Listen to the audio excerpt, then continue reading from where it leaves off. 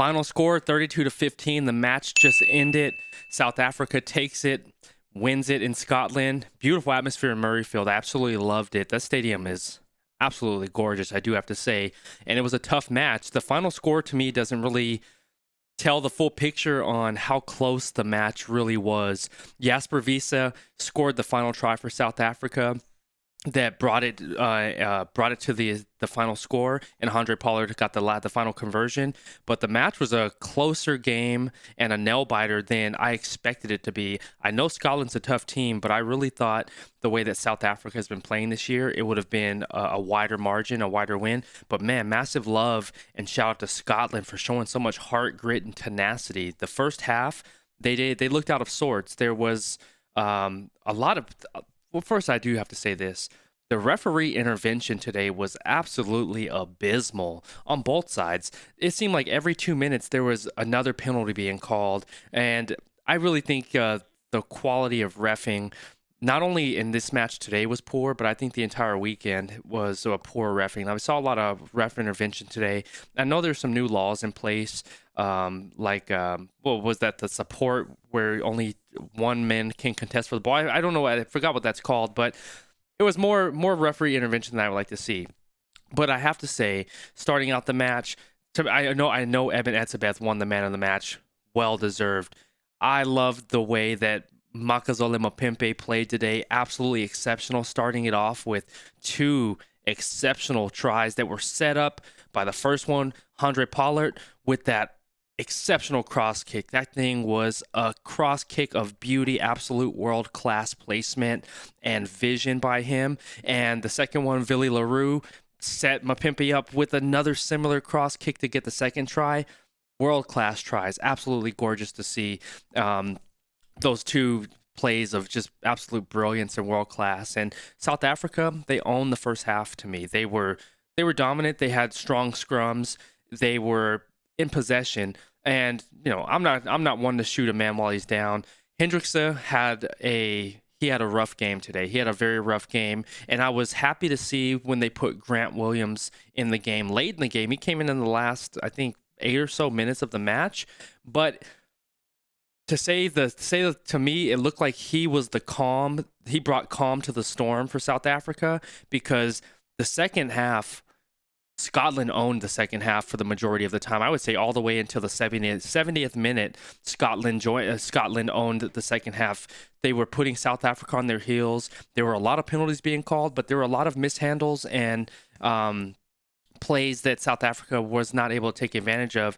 And Scotland did a poor job of shooting themselves in the foot. They were within the 5-meter entry a lot of the times, where they had South Africa's heels right on the end goal. They had them right in their end goal, and they were not able to get it across the line because they would knock it forward, or they would knock it on, and they would just shoot themselves in the foot and not take advantage of those points. Those were, I can count at least 2 times they did that, where if they were able to convert those tries, this game would have looked completely different. We would have seen maybe a 14-point flip in the score, and who knows what would have happened at the final whistle at that point, because Scotland had South Africa reeling the entire second half all the way until the last 10 minutes of the match. And they should be very proud of themselves. They had an incredible effort today, and they played an exceptional match. I'm trying to think of the man's name. What was his name? Tom from, I got to think his last name. Tom Jordan from Scotland. World-class performance today. 140 plus meters gained today from himself. Scotland should hold their heads high today, because they played an exceptional match, especially within the second half. They were dominant, and they were putting it on South Africa. And South Africa, there was an uncharacteristically sloppy match within the second half for them, and making some uncharacteristic mistakes when we're used to seeing a cohesive side, especially when they brought the bomb squad on. I thought the bomb squad is we were all waiting in anticipation, here they come. You see Khaleesi, Marks, Toit, all of the big names, and the bomb squad come on, but they got neutralized. Scotland did a fantastic job neutralizing the bomb squad, where they didn't make the impact that we're used to seeing them make. And that was it was different to see. But man, that's just it shows how strong that Scotland was in that respect on really forwarding their narrative and playing on their toes and putting South Africa on their heels, and they did a fantastic job. That's why I say the final score does not really is not truly indicative of how close the match really was, because it was a game that came down to seriously like the last 5 to 10 minutes of the match, and that huge penalty called for the knock on against Scotland within that 5-meter entry, where South Africa was able to scrum and then Jasper Wiese was able to score. That was that nail in the coffin. Or excuse me, that wasn't that one. It was where Handre Pollard was able to take advantage and score the 3 on that penalty conversion. So the second one was that Jasper Wiese closing it out. So it was an interesting game today. Scotland looked incredibly strong. They what I would say they exceeded my expectations today. I knew they were a good team, but they exceeded my expectations of how they would do today. They overperformed is the word I'm looking for. And I feel that South Africa underperformed today from what I saw. But Makazole Mapimpi played an incredible game. Evan Atzabeth did a fantastic job in the captain role. Grant Williams brought calm to the storm. Who else did we have? Handre Pollard. Willie LaRue had an exceptional game. Looking at Tom Jordan from Scotland, exceptional game. We had Finn Russell, world class. Van der Merwe did a great job today. And Tualopu. I don't want to mess his name up. Tualopu had an exceptional game from Scotland. The only thing with him, he has world-class ability, but his temperament is a little too erratic at times. Once he settles down and becomes less emotional, that man is absolutely exceptional. But he had a fantastic game today. Let's take a look at the stats, and it'll give us a little bit more intel on this match. I just want to see how it all broke down. All right, crew. So we have it 32-15. South Africa takes it. Scotland had a red card, and we're looking at the flow chart. It shows that South Africa was in the lead. So Scotland was able to battle back in the about the third quarter of the first half, and then it was all South Africa from here. But it was still like a nail biter. It really could have gone. It really could have swung to Scotland's way had they were able to take advantage of the 5-meter entries. And I count 2 opportunities that they missed due to knock on and mishandling it. Minutes in the lead goes to South Africa, 71-8. Percentage of the game in the lead, 89% for South Africa, 10 for Scotland. Possession in the last 10 minutes, 94% to South Africa, 6 for Scotland. And then this is the nail in the coffin. The last 10 minutes, points scored, 10 for South Africa, 0 for Scotland, where they were able just to pull away and make the margin look big if you weren't able to witness the game. Looking at the score line, the key events, within the first 3 minutes of the match, South Africa was in that flow. Makazole Mapimpi gets the cross kick from Handre Pollard, setting the score 5-0. The conversion was missed. Then we had this red card where Cummings came out, and that was the croc roll, where I feel that this is when I started seeing the indication where the reffing wasn't up to my expectation. I know it was a low attack on the knee, but that I think the red card was very excessive on this one. I feel that was a horrible call, putting them at this disadvantage right here. I just want to know your thoughts on that. I disagree with this red card that happened in Cummings at the 9th minute, but that one, it was a tough one to rebound from. We had Finn Russell coming back and striking with 2 penalty goals, making the score 6-5 in their favor at the 21st minute.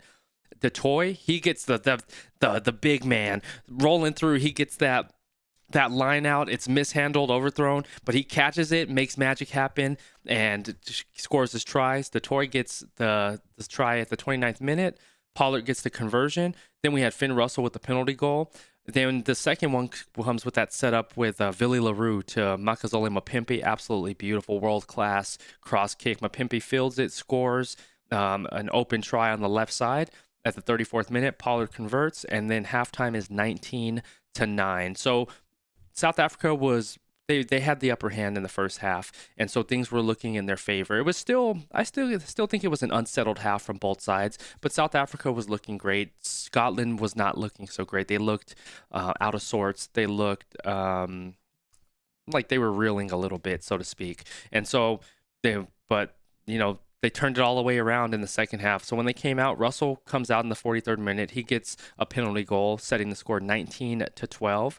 And then Mapimpi goes out with a yellow card. And I got to see what that yellow card was. I can probably go through this timeline on the right side, but Mapimpi comes out with a yellow card. Russell gets the penalty goal at the 60th minute, setting the score 15-9, 4 points down. But then, this is when Pollard, came to life. Pollard had an exceptional game today. He gets 2 penalty goals at the 64th minute, at the 73rd minute, and that gives him that 10-point lead over Scotland. And then we have Jasper Wiese at the 79th minute scoring with Pollard converting. But what set this whole first, I guess the downfall of Scotland in this match was at the 64th minute.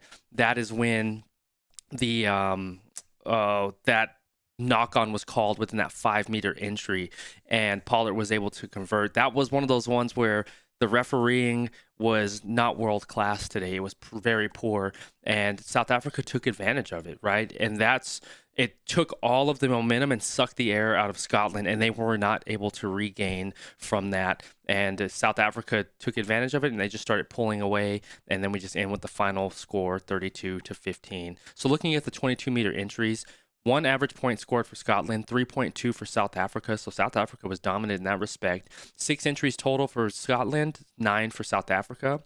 The attacking profile, every category goes to South Africa, and they're both tied in the line breaks at 5. 22-meter entries, 9-6. To the 22-meter conversions, 3.22-1. Carries, 112-98. Kicks, 26-22.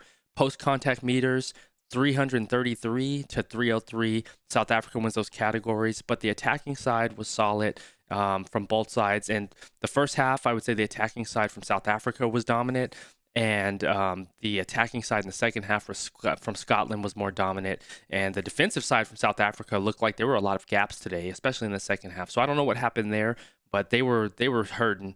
And I just feel when they brought Grant Williams in and took Hendrikse out, he settled everything down. Within him being on the pitch within 2 minutes, he brought calm to that storm. He got that touch that went through. It almost went all the way through. Man, he tapped it, and they were close to getting a try, but he gave themselves the meters. He gave South Africa the advantage in that point, and they were able to capitalize. So I think Grant Williams, for the short time that he had on the field today, he really brought calm to South Africa in the moments where they needed it the most. Looking at the defensive profile, dominant tackles, 5-3 for South Africa, 143 tackles for Scotland compared to the 125 for South Africa. Tackles missed, 26-17. South Africa missed more tackles. Turnovers won, 6-5. Scotland takes it. They're both tied in tackle turnovers with 4.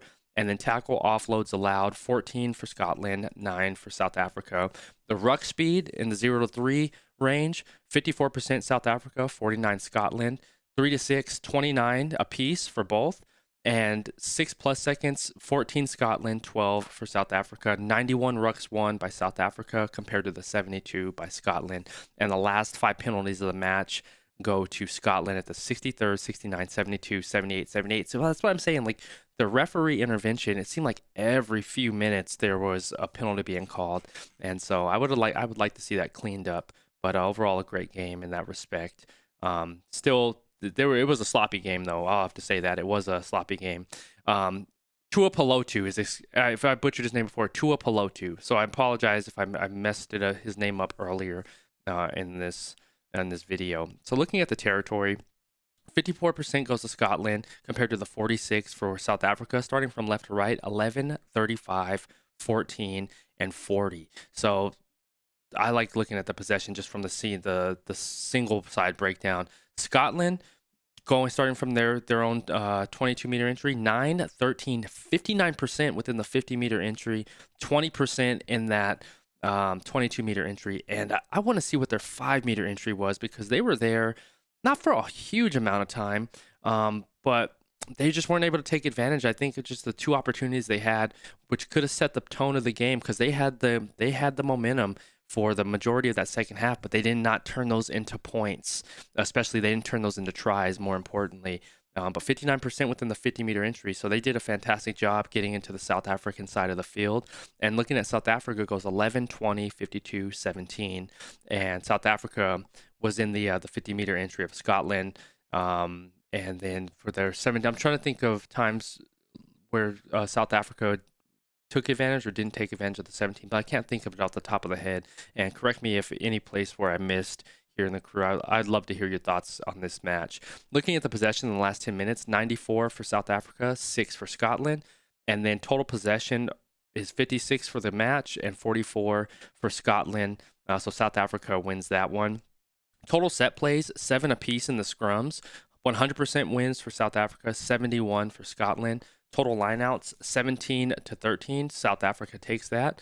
Lineout win percentage, 92 for Scotland, 82 for South Africa. So Scotland did a great job getting some lineout wins. That lineout where what the big prop scored, the Toit, it was just beautiful timing on his part and great awareness and ability to make that play happen. He looked fantastic and took advantage of a play that could have been disastrous in losing that lineout win percentage. Restarts received 6 apiece, and then the win percentage is both 83% apiece. Looking at the attacking, they were both moving the ball today.